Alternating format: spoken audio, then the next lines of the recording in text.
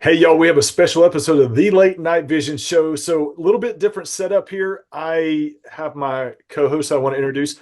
So, I wanted to wear these headphones, but Jason said that no way. I'm good at being an executive producer, but he listens to nothing that I say. And he said, I will not wear those ridiculous headphones. So, with that being said, Jason, co host of the Late Night Vision Show, we got a special episode. We got a guest. He's sitting there like, on an NFL team waiting to run onto the field and do his introductory dance on the 50-yard line. You know, when they introduce people before the games and run through the tunnel, he's sitting there waiting. But want to introduce you first, and then we'll get to him. How's it going, Jason? It's good. And yeah, Hans had on these big headphones, and I told I him that I know. didn't know He if they said, looked like Mickey Mouse or Dr. Dre. But either way, I was like, we're yeah. not high tech rednecks. We don't need that. He So said it's tell him who we not got with us. happening. Yeah, he said it's not happening. So man, I am excited. We've tried to get our schedules together and we finally got the guest that we've been wanting to get for a long time, Mr. Ryan Killian, the national sales manager for SilencerCo Suppressor Company. Y'all, everybody knows about SilencerCo. You've heard of them. Very big in the night hunting space. Ryan, great to have you on the show. Thank you so much for being here. Well, thanks for having me. It's great to be in the presence of the executive producer, That's Hans. That's right. right. That's That's right. right. I hopefully I might get a pay raise out of this Good luck. from Good zero luck. to $2 If for the. if only you knew a guy. Only I knew a Yeah. guy. Only I knew a guy. Well, we're glad to have you on. So the reason I'll tell the quick story of how you and I got connected. The NRA meeting in were we in Dallas or Fort Worth? Can't even remember what city we were in. Was it Yeah, Fort Worth? Dallas. Dallas. Okay. And walked up and I was trying to find content for the show. Walked up to the Silencer Co. booth and talked to a gentleman and said, "Hey, we're interested in having somebody on, a guest on, to talk about suppressors." And you come walking up right at the same time I did, and you're like, "Yeah, I want to be on the show." And man, it just kind of worked out perfect. And we're the reason why we're happy to have you on the show is because we are big fans of the product. Jason and I use Silencer Co suppressors, and the we get a lot of calls every day. Jason and I are on the phones all the day talking about thermal, but what we get is, hey, after the thermal conversation, while I have you on the phone, what suppressor do you think I should get? And that we are not experts. So we definitely want to have you on the show to talk about that. And we want this is kind of when we don't do this, we don't do a lot of interviews. We probably should do more, but we want to do this to kind of pre-invite you to come back again at another time to do another show with us. So we want to kind of make this a semi regular thing for have you on the show and have your expertise. So again, that was a long-winded way of saying thanks for being on the show. No, man, it's my pleasure. When I saw you at the NRA show, the backstory to that is I had been watching the Late Night Vision show for, I don't know, probably 2 years at that time, maybe 3 years at the time, and I spent a lot of time in a car. Like I've got 100,000 miles a year, 110, 120,000 miles a year. Yeah. So oftentimes in the background, it's the Late Night Vision show that's playing. I try to keep up with it. And when I Yeah. was getting into the industry, I found it to be a really great resource. And one of the things that I've learned since being in suppressors is that, the suppressor customer is a thermal owner, or a Mm-hmm. thermal owner is a guy that's looking for a suppressor. And I thought, man, what a great way to get kind of get the message and preach the gospel of suppressors out a little bit, and to get with the Late Night Vision show crowd and Yeah. maybe talk to them about it a little bit. So I'm glad to be here, man. Well, we're glad to have you on, and you've got an interesting background set up there. You got a bunch of rifles, you got a bunch of suppressors. You've been to a few shows because I see all your cool badges that you got back there. I got my collection too in my office, but you got a lot Yeah. going on, and I tell you, we want to talk a little bit about that. But before we get into some specifics and some specific questions, when we have people, industry people on the show, when people talk to us like, man, I would love to work in the hunting business, the hunting industry.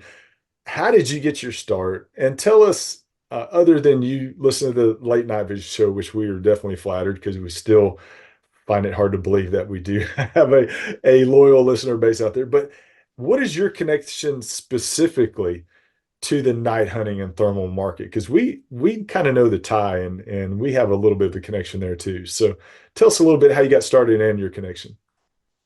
So I started out life as I basically did a full career in law enforcement and retired, got into sales. And the first 5 or 6 years I spent of that was in, believe it or not, appliances and home furnishings. And that was a really tough road to hoe for me, so to speak.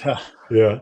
My family has been shooting for years, competitive shooters, hunters, and it was always kind of a dream to get into this environment. And one night I was sitting around and I was with a friend who had mentioned that SilencerCo was hiring and that I should put an application in. The deadline was basically closing that night at midnight. So I ran to get an application in there, and my application went in with 700 other people for this position because it was a really hotly contested deal.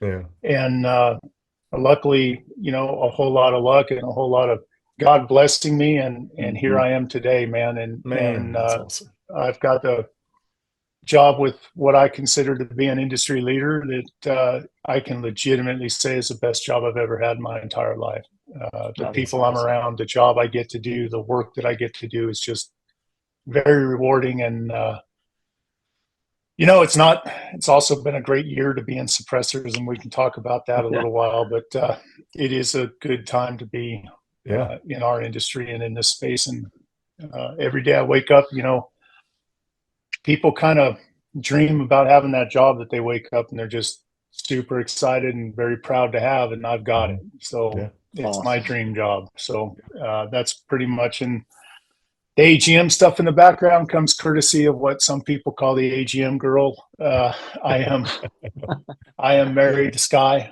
Have been married for, I think it's been 26 years now.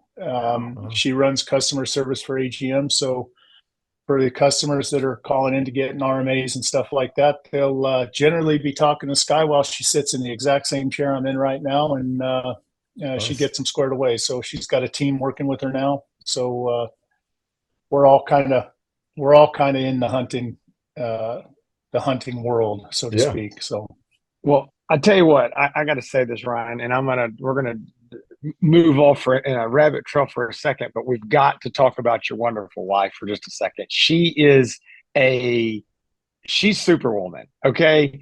And we know this. Listen, I'm sure right now the guys that are listening to this, the people that are listening to this, is probably 99.9% males.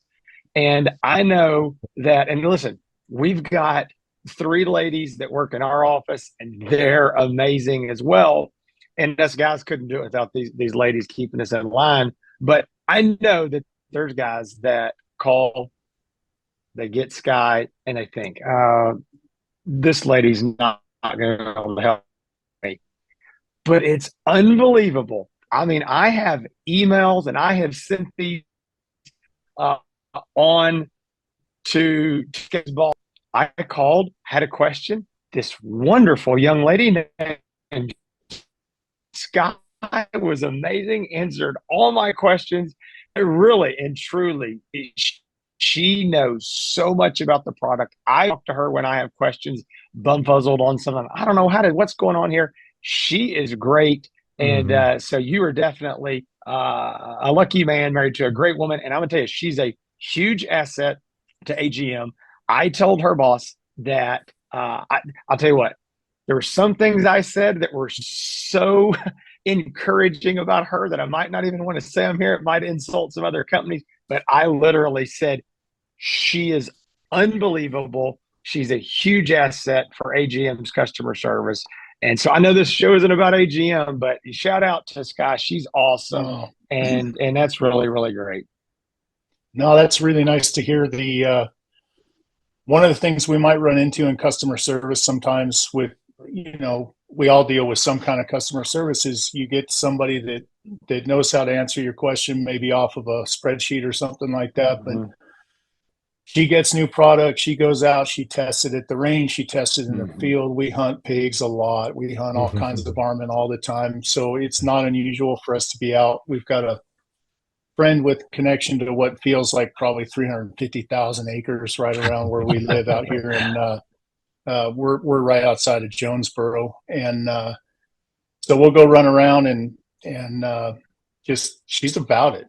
That's awesome. the difference. She's passionate about it, and she wants people to get the answers they need in order to, you know, it never seems to fail that a thermal, you know, it's like a little supercomputer. There's probably more computer power in one of those thermals than what was in the spaceship that got us to the I'm moon, sure. right? Yeah, and it never seems to fail that the guys are going to have a glitch right before they've got a big money hunt coming up, and she's getting into her busy time right now. I know the varmint guys are guys I know on varmint teams are loading ammo and getting gear checks done and doing all their things, and I mean they're ready to go. And so she wants to be able to be an expert that can get her out on the road, get them out on the road with their gear instead of having to send it in. So yeah, no, she works really hard at it. It's nice to hear that, and I'll definitely pass it along.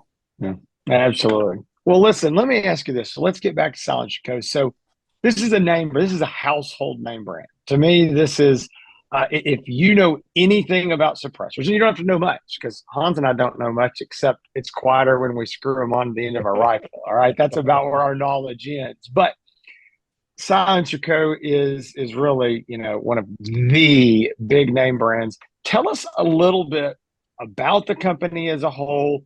How long have y'all been around, you know, in the silencer business? How did you get to where you are? Just a short synopsis for people that are like, yeah, I've heard of them. That's all I know. Tell us something about the company. Yeah, so back in 2008, we started out as a one machine shop from a guy with a vision, Jonathan Schultz. He's our founder and still actively involved in production development and all things research related with our company.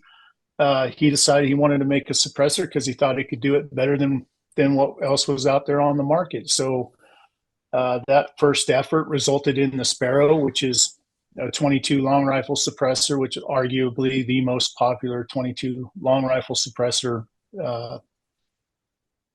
in the world, at least in the US, right? I don't know much about suppressors in Europe and stuff. I hear stories all the time, but I don't know much about that market. But so that one machine turned into having product and sending a guy out on the road to sell it back during a time when suppressors were not an everyday thing, guys. Like this was suppressors were big. They looked like kind of mag lights. They were really built for full auto guns and indestructible. And we put a guy out on the road, and he took a 5-gallon bucket full with sand and went in gun shops and demonstrated the Sparrow in the middle of a sales floor, you know, to try and get people to understand how cool it was. And really, I think the initial fight that the company fought was suppressors needed to be accepted by the masses, and they needed to be okay. And we needed to tell people that, yes, you can get them. Yes, there's a process, but it is doable, right? Because it was kind of seen as this super special unobtainium thing for a long time. So SilencerCo really kind of pioneered the push for that. And then you saw Silencer Shop come on a few years later, and they made things even easier. So we've kind of been able to motivate the whole segment of our industry into getting folks to own them and getting folks to realize, yeah, they're legal. I still get asked that question a whole lot.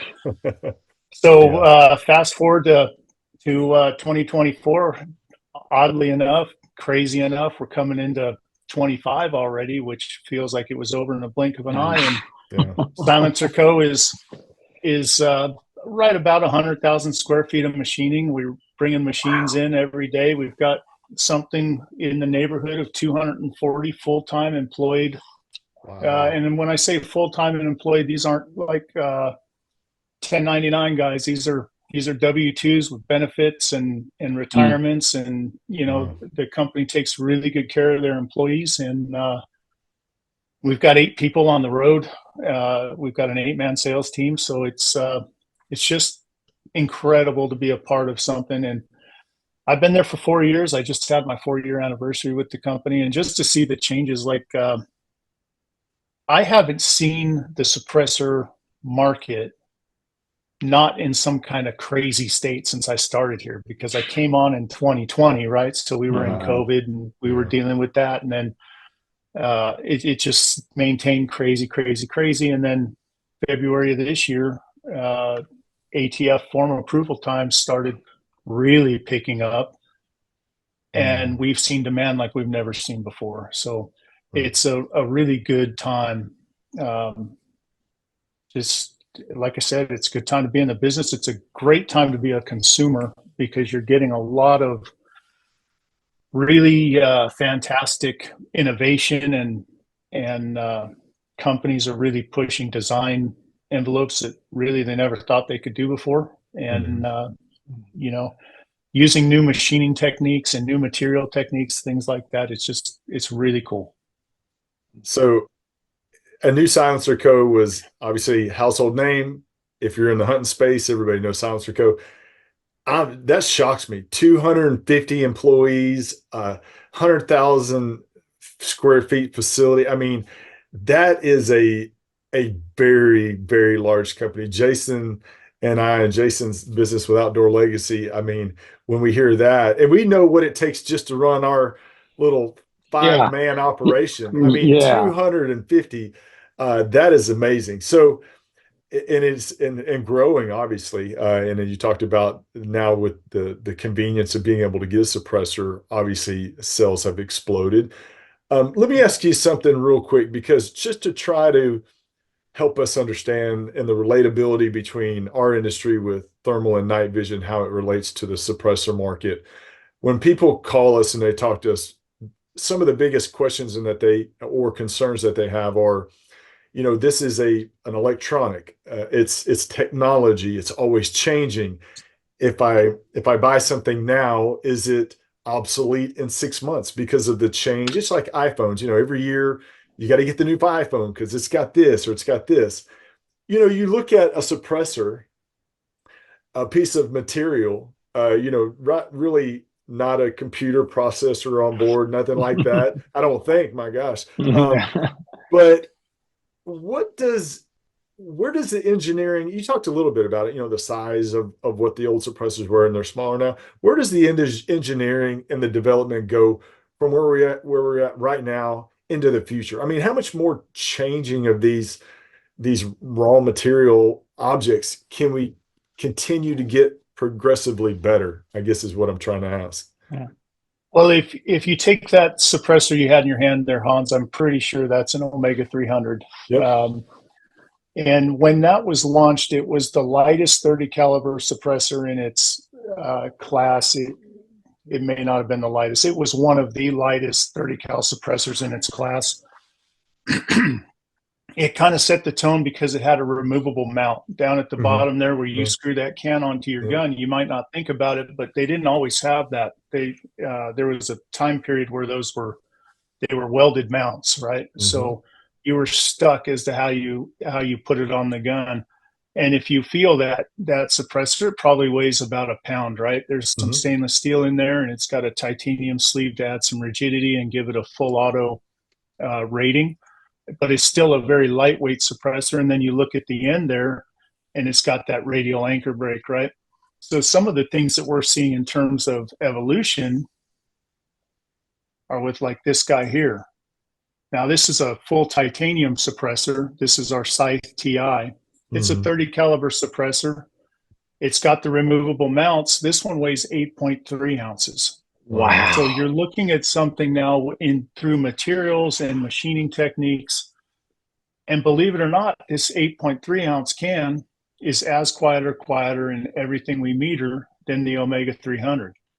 So we were able to change some baffle geometry, work some machining magic inside the suppressor, and we've got a lighter, quieter, very tough and very durable suppressor. So that's kind of where, in the Scythe, interestingly enough, it's a direct evolution of our hunting line. So we started out with a harvester suppressor that a lot of your hunters are going to be very familiar with. It was kind of set up for a bolt action rate of fire, and it was tailor-made to be a very lightweight, very convenient package for the hunter, for the guy that was carrying a gun around chasing elk or, out in the pasture shooting at hogs.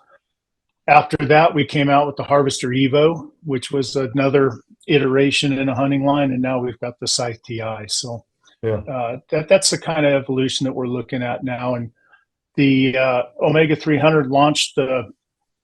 This is probably a lot of inside baseball that some of your buyers won't really care about because maybe they don't need to. But the Omega 300 is the first suppressor that the thread pattern for this on the suppressor that accepts the mount is the Omega thread pitch, which is now called hub. And it's called hub because a lot of other manufacturers are using that same thread pitch so that they can use our mounts, or that you've got some companies that are engineering. Some companies are making a living right now.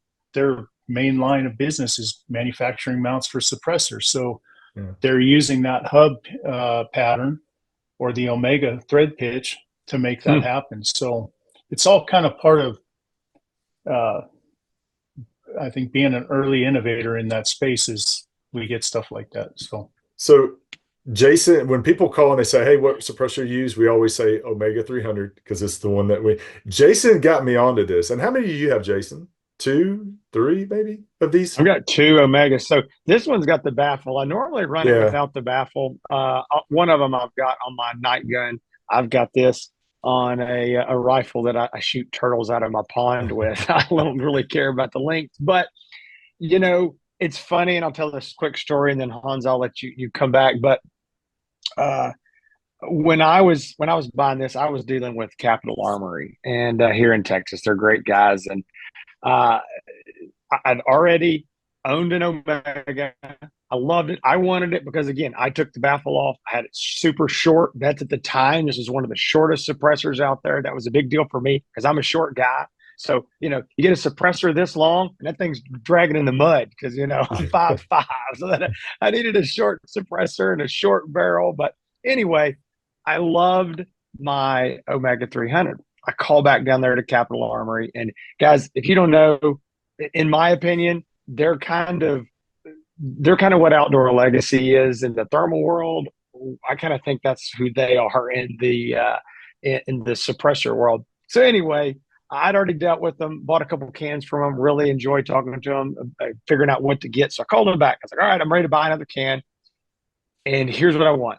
I describe everything. And I said, but, you know, I already have an Omega 300. So obviously this is kind of a lifetime purchase. I want to get something different, whatever. And I got through the whole deal. And the guy goes, you just described the Omega 300. I was like, yeah, but I already have one. So I need, you know, change. I need something. And it's like, you just described the Omega 300. And I was like, but is it stupid? Because everybody I know has multiple suppressors. They don't have the same one. And he was like, it doesn't matter. You want that. And, you know, you're asking for a carbon copy with a different name. It's like, get the so I got 2. And I'm like, great decision. I've never regretted it.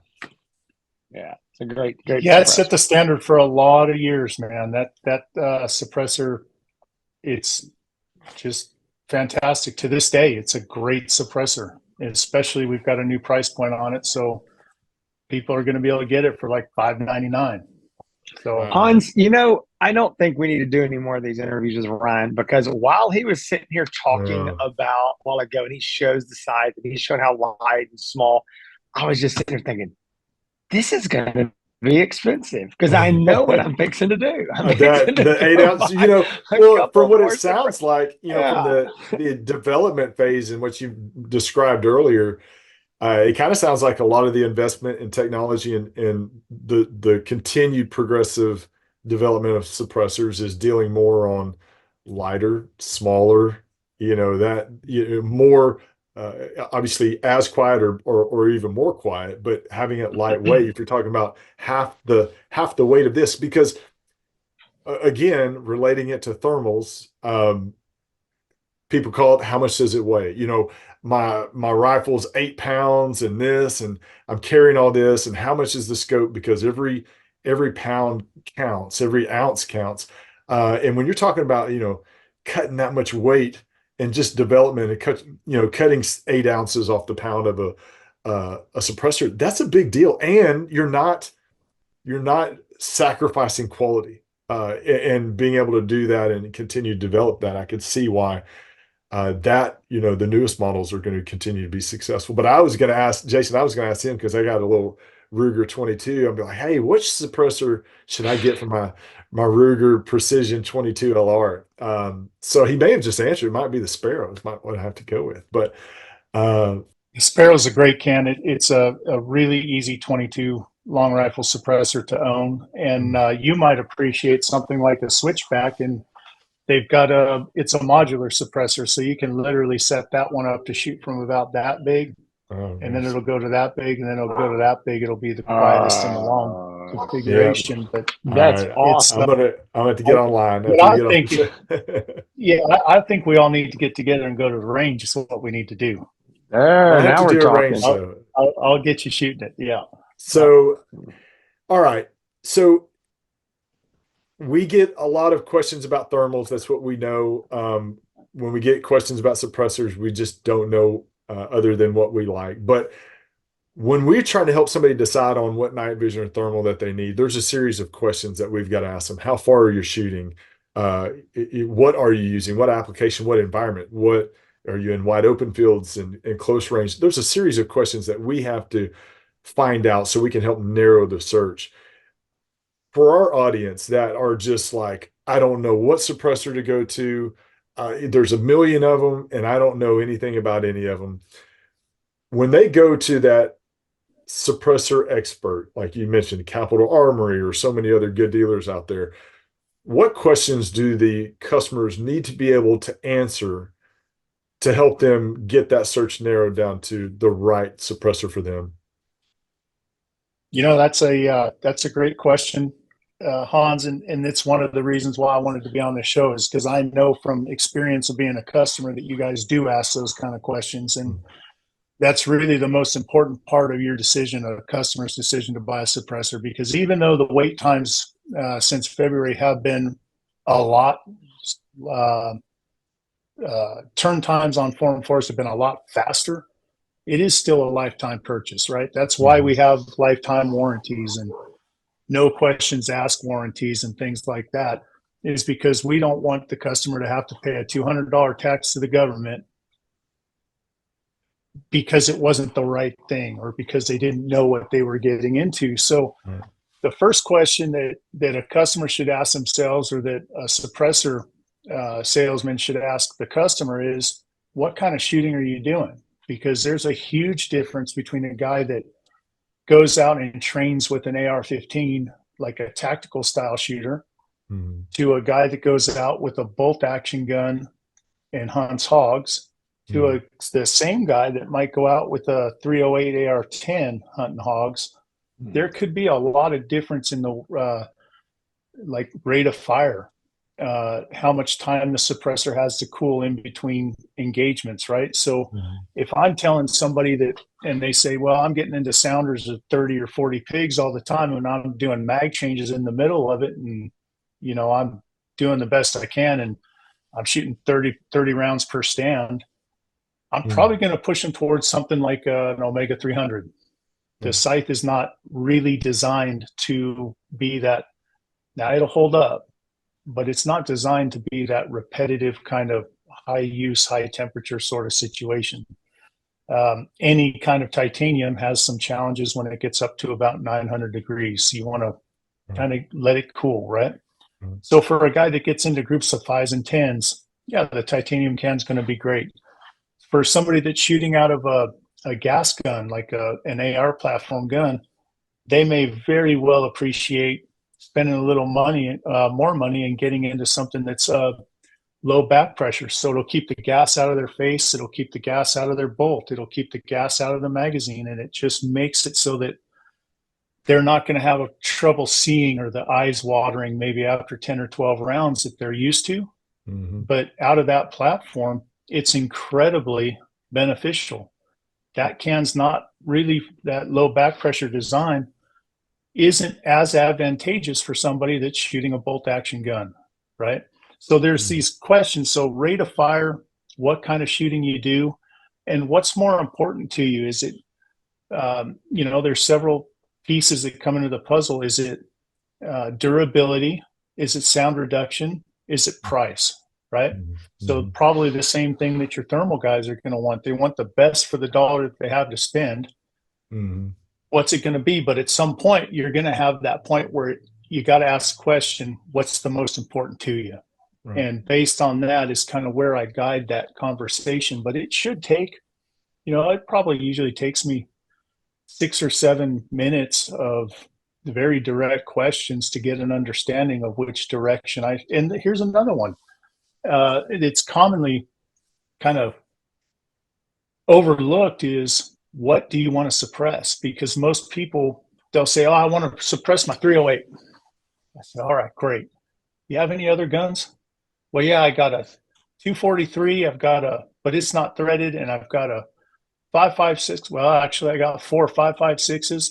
So really, once they get the can on the gun, they're probably going to want to be able to move that can around a little bit, because once you start shooting suppress, most people don't go back and forth. It's once they figured out how nice it is, they're suppressed shooters from there on, right? So maybe a can with some versatility. So we've got some suppressors that'll go from like 9mm to 338 Lapua, or 223 to 338 Lapua Magnum that'll also shoot 9mm. And maybe that's something that maybe a customer says, I don't think in the next couple of years I'm going to have this money to spend again, so I want to get something that works on everything. So that's kind of that feeling out process that we go through, just to make sure that we recommend the best can for that shooter anytime. You brought up a lot of stuff that I didn't even think of. Back pressure. I mean, that's just, I mean, that's great information. You never even would have thought of that, Jason. Well, what you were saying there was, again, I know this because I'm the kind of guy that if I'm going to buy something, I'm going to spend this kind of money. It is kind of a lifetime purchase thing. I want to make sure I'm getting the right thing. And knowing what Hans and I do for a living is talking to people all day and helping them pick that exact right optic for them. And I think there's so many people, and it's probably, some of this may just be a personality, where it doesn't matter what they're going to buy, whether it's a suppressor, a thermal scope, a pickup truck, or whatever. It's, I'm going to go down there. Yep. Eeny, meeny, miny. That one looks good. That's the one I want. I'm going to buy it. And then I know there's other people who are on the other extreme, and they probably overanalyze, and they're worried about the minute that in reality probably doesn't matter. But I think I'm somewhere in the middle.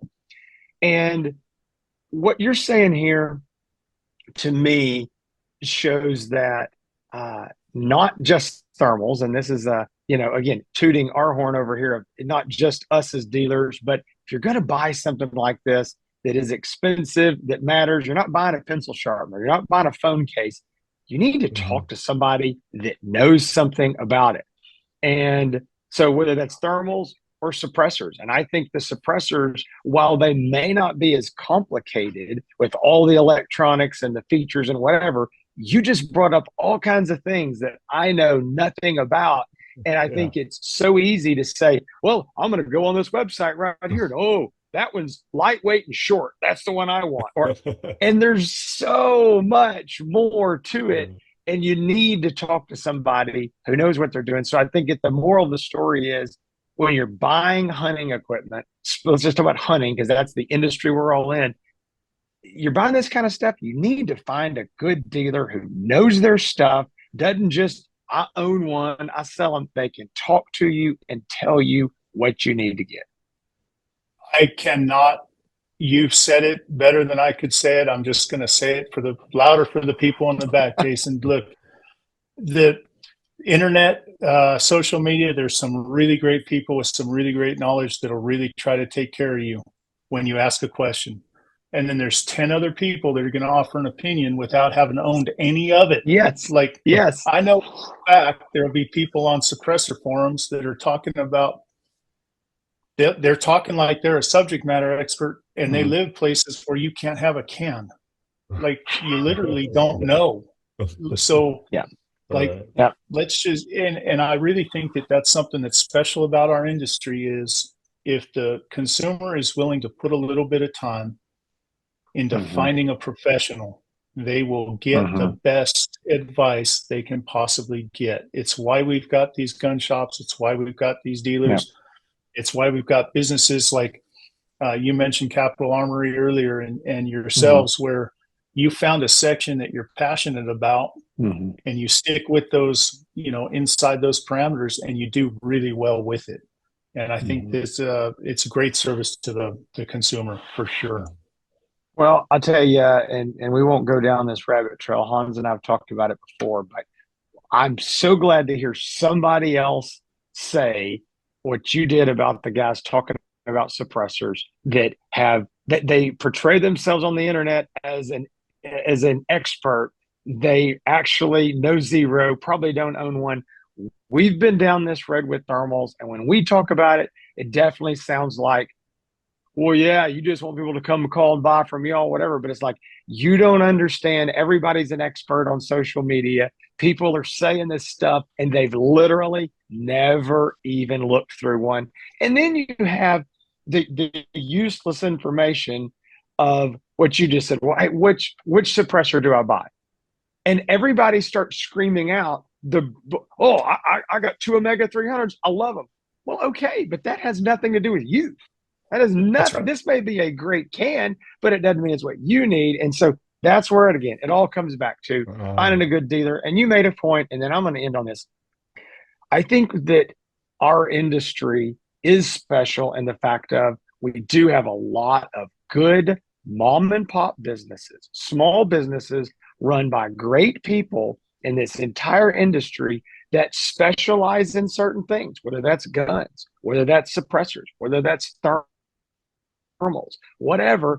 And you can go to them, call them, maybe walk into their shop and get expert advice.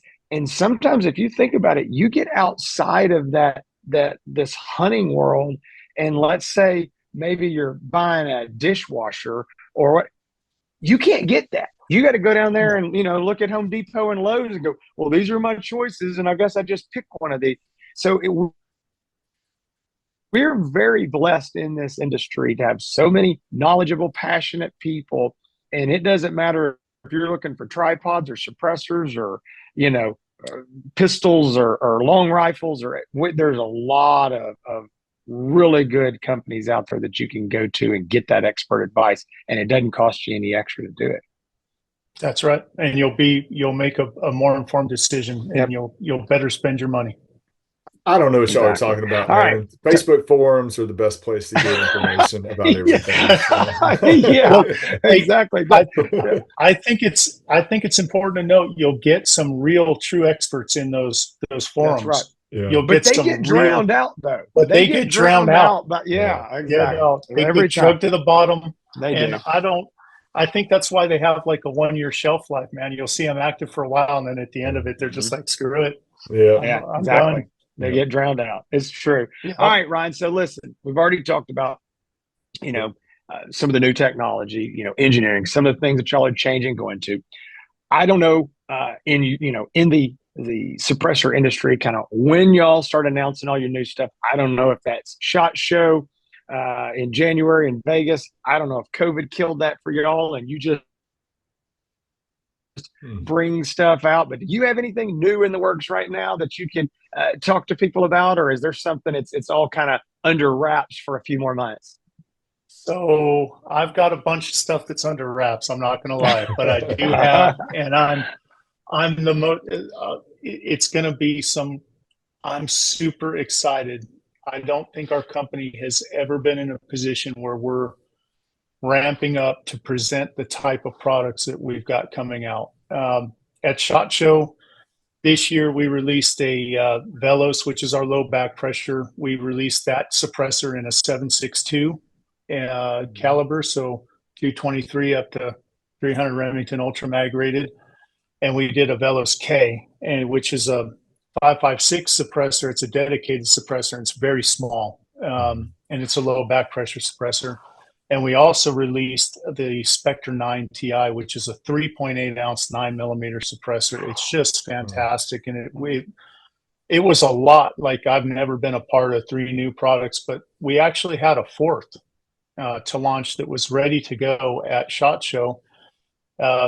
we made the decision to push that one off until NRA. But funny thing happened between SHOT Show and NRA for us, and that's the ATF deciding that they really didn't need to have 18 months to clear a Form 4.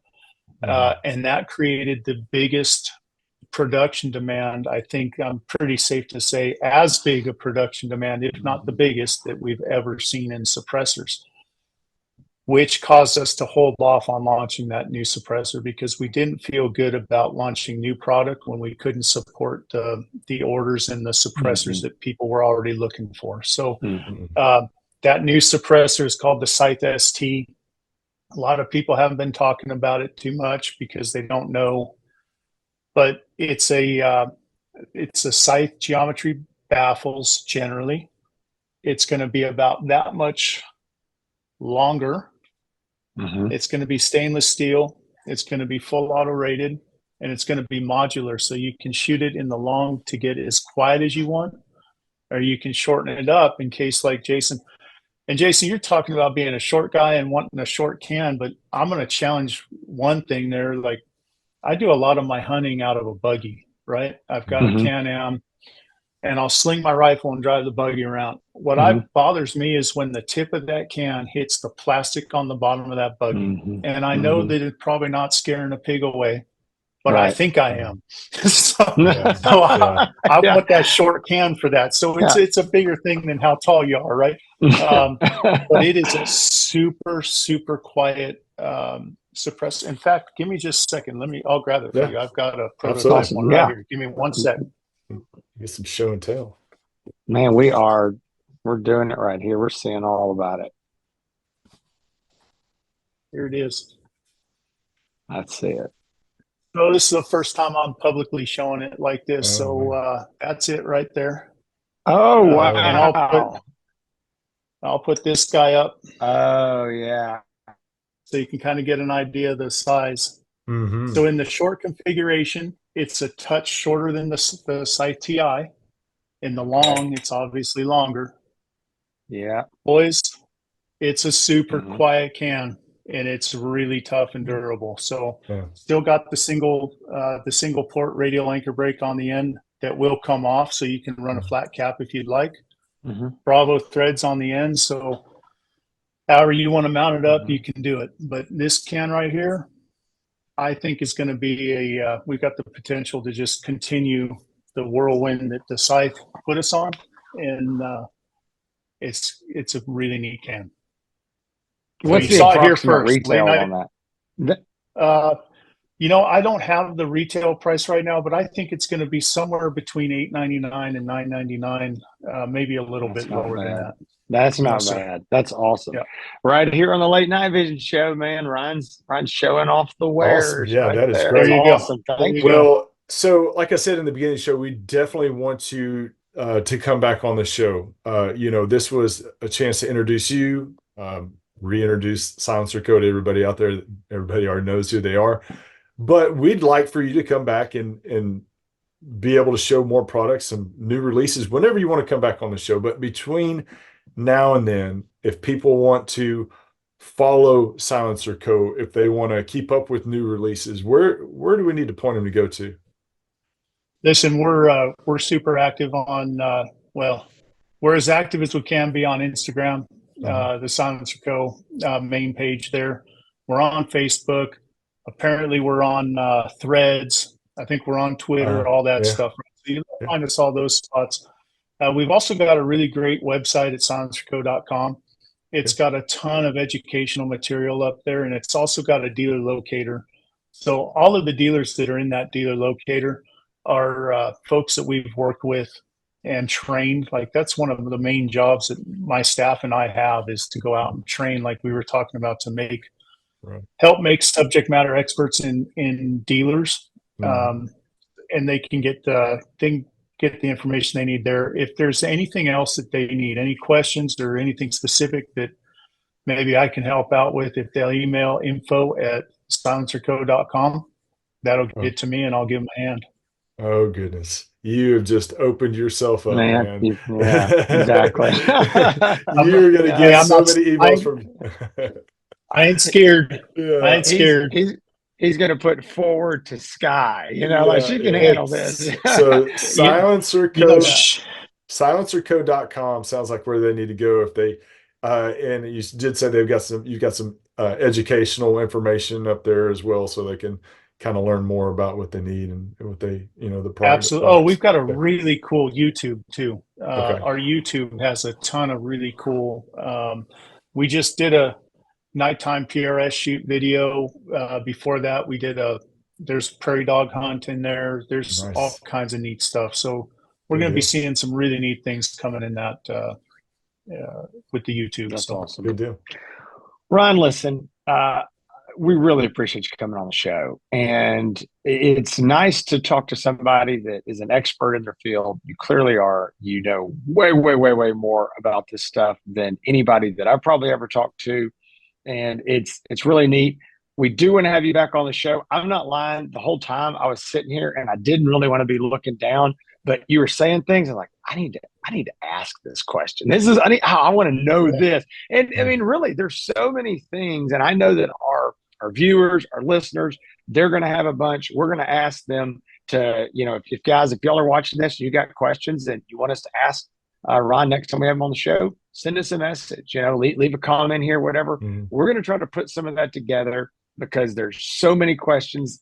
Yes. I don't need help from our listeners. I have enough questions for another show of, can I do this? What about this? What happens if this? So I think it would be awesome to get that out there because again, there's a lot of mystery involved in this simple little chunk of metal. And we're like, how does that work? And can I do this? And should I do this? And so anyway, we'll get you back on, but thank you very much for being on the show.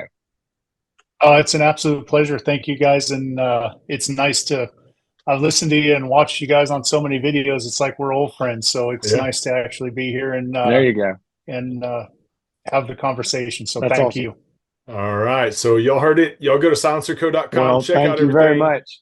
Yeah, go to their YouTube channel. I'm sure with a company with 250 employees that y'all probably have a pretty awesome marketing department, and I'm sure they're pumping out some really, really good content and good videos. So this has been another episode of the Late Night Vision Show. Yeah, we're going to have Ryan on again, I promise you, probably between now and the end of the year, maybe close to SHOT Show. We'll have him back on, but really appreciate y'all joining us. We'll be back soon. More reviews, more hunt and talk right here, the Late Night Vision Show, this Thursday and every Thursday. We'll see y'all soon.